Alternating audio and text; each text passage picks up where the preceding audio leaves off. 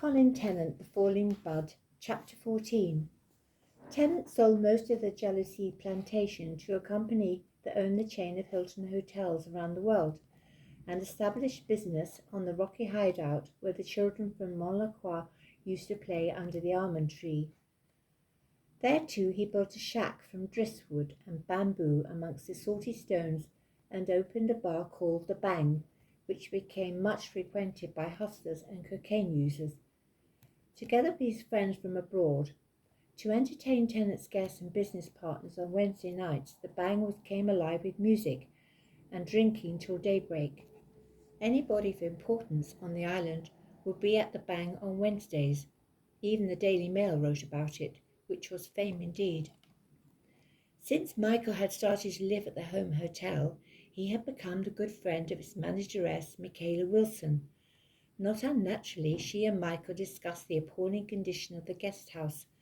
Somewhat unexpectedly, her employment at the home hotel was terminated. There was some speculation that Tennant or one of his cronies had something to do with her dismissal. Michael therefore asked her to help him restore his guest house, and she agreed to help fix the property up to a standard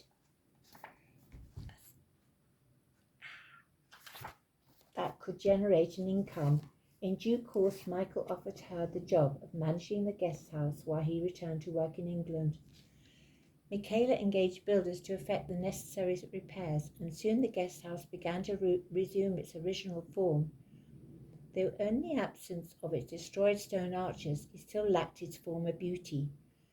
Tennant often drove past the building, but never stopped until one day, while Michael was in England and Michaela Wilson was entertaining a few guests from England, he arrived with a police officer and his manservant, accompanied with other his lackeys, and ordered Michaela and her guests to leave the property or face criminal charges.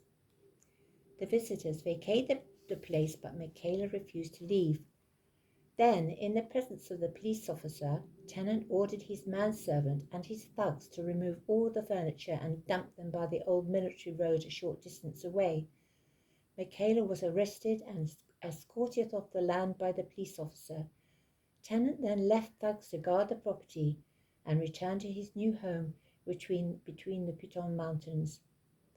Tennant had in fact violated the clause in the lease which stated that the proprietor might enter the property and make any repairs deemed necessary, but as he had paid the police officer for his assistance, he felt protected by the law. Michaela was no pushover, but she was helpless against such a rogue. Indeed, she had at first-hand experience of the callous way in which some colonial masters in St. Lucia had behaved to locals as they overstepped the mark. She remembered only too well that when she was only 10 there had been a major in Soufrière whose sexual craving for children had often been catered to by the local bourgeoisie. This was but one of the St. Lucia secrets that everyone knew about.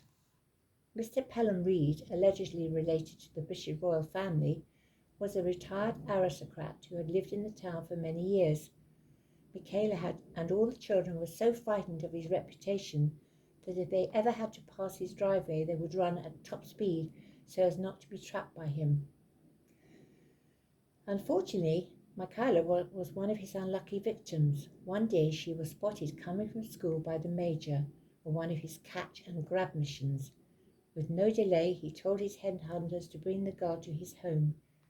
The leader of his posse was an overpowering man called Chunky, who easily persuaded Michaela's mother to let him take her daughter to the major's house. The child was terrified, but the mother, poor and in desperate need of money, tried to find solace in the thought that her child had been chosen by a distinguished white gentleman. For several days the little girl was left untouched until her terror had subsided. Then Pelham Reed knew she was in his power. The major had idiosyncratic sexual tastes that he introduced to the child until she was lost in his world of unnatural pleasure. Even though he beat her if she refused his demands, she was eventually allowed to go home to see her mother. One of these visits, when about 15, she met a young man who told her how to escape from her captor. Michaela took the advice of the boy, now her surrogate father, and waiting until Reed was least expecting it, struck him a hard blow on the head, sure that he would make him send her back home for good, and she and her boyfriend would be together always. Unfortunately, the furious major did not see things in her way. She was arrested and confined in the Castries mental hospital for a long time before being released. By then, Reed had a new living doll, so Michaela could live with her new boyfriend.